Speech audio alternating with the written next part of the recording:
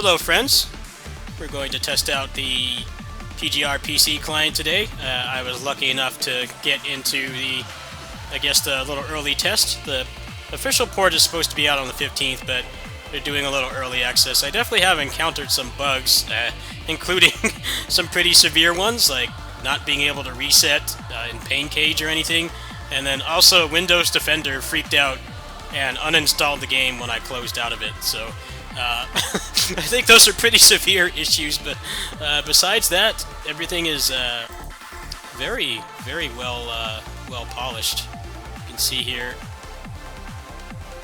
I don't know why some of this stuff isn't on Ultra, but it doesn't matter regardless. The game, my MSI Afterburner is not really working right now. I tried to have it up earlier, and it was making the game freak out. So we'll put everything on Ultra. The game does have a frame rate counter natively, so just go ahead and use that. So the frame rate cap is 120. My computer could probably run this a lot higher, but I've only got a 165 Hz monitor anyway, so 120 is more than enough. Hold on. I hate when stuff does that. you back away and it wants you to go back and confirm it. Anyway, there's keyboard and mouse support, so for the weirdos that like to play games like this on the keyboard and mouse, you have an option of doing that. Controller support is relatively identical to the mobile version. This is one of the few mobile games, action games anyway, that has native controller support, which was how I played this prior to this patch. You see, they also added a lock-on. Everything else is pretty much the default controls, but there's also a pause button, there's also a continue, there's an interact button as well, which is something you don't have access to on the mobile version. And then they added a skip cutscene button as well. Alright, so we're going to do a little bit of gameplay. I saved up like 4,000 stamina to max out Nanami when she arrives tomorrow, so we're going to go ahead and just play a little bit. We're going to go grind some materials. I've already got enough to like pretty much max her out, but definitely can use it for other characters. So we'll go ahead and we'll play Fire Team, just because they put a lot of crap on the screen.